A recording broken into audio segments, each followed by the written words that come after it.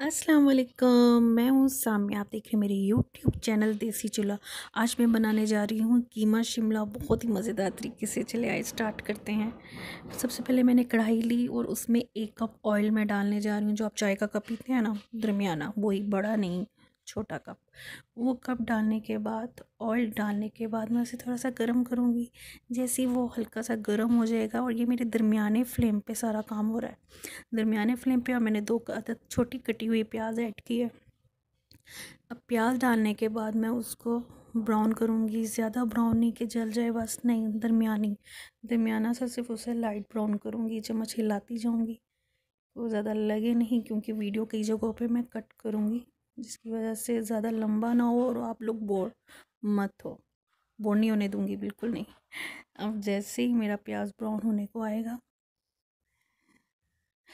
लीजिए मेरा प्याज ब्राउन हो गया है। अब उसमें मैं ऐड करूँगी 1 चम्मच अदरक और 1 चम्मच लहसुन का। इसको मैंने पहले से ही ग्राइंड करके रख लिया है।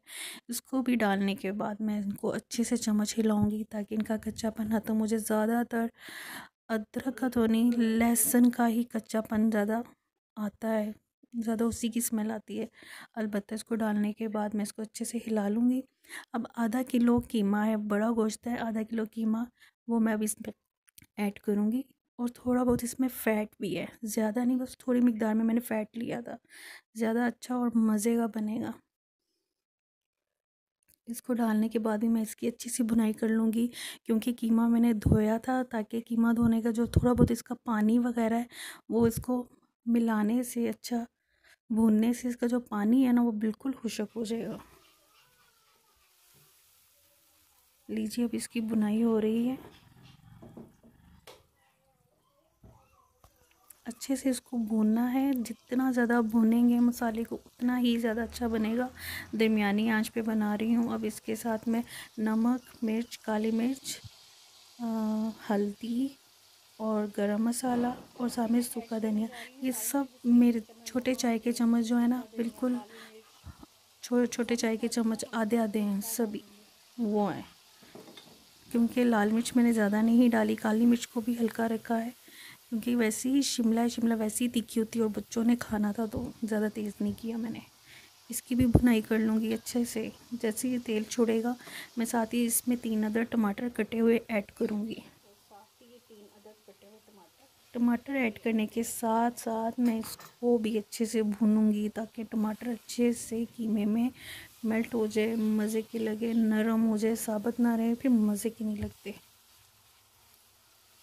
चम्मच हिलाते रहेगा। अब साथ में इसको मैं ढक्कन दे दूँगी तकरीबन 1 मिनट के लिए, हल्की आंच पे, ताकि टमाटर अच्छे से इसमें गल जाए, घुल जाए, मज़े से लगे, अच्छे लगे।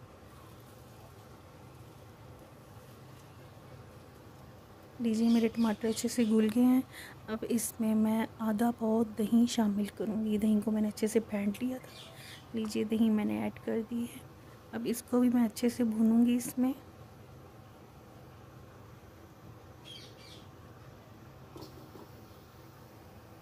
दही ऐड करने के बाद मैं इसको तकरीबन कीमे को गलने के लिए 20 मिनट के लिए तो हल्की आंच पे रख दूँगी, ताकि कीमा अच्छे से पक जाए और वो अपना तेल भी छोड़ दे। ये हांडी पकने की निशानी होती है। लीजिए, इसने बिल्कुल तेल छोड़ दिया है। चम्मच हिला लेगा, ताकि कहीं नीचे ना लग जाए। अलबत्ता नीचे नहीं लगेगा। मैं खाना ज़्यादातर लो फ्लेम पे बनाती हूँ, ताकि उसका जायका अच्छे से निकले, बहुत मज़े के लगते हैं।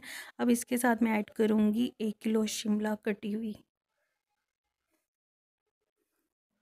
शिमला ऐड करने जा रही हूँ। लीजिए, मैंने इसमें अब शिमला शामिल कर दी है। शिमला शामिल करने के बाद मैं इसमें अच्छे से चम्मच हिलाऊंगी,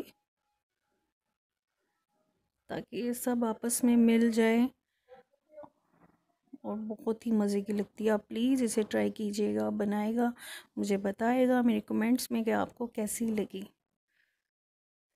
पानी नहीं डालूँगी।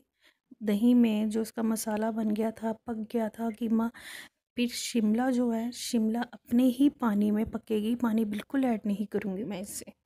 शिमला ऐड करने के बाद मैंने अच्छे से इसे भूना है, और भूनने के बाद अब मैं इसको ढक्कन दे दूँगी। आधे घंटे के लिए बिल्कुल लो फ्लेम पे पकेगा।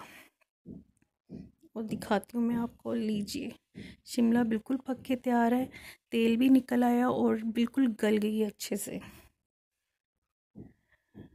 मैंने कुछ बारीक कटी हुई अदरक ऊपर डाली है।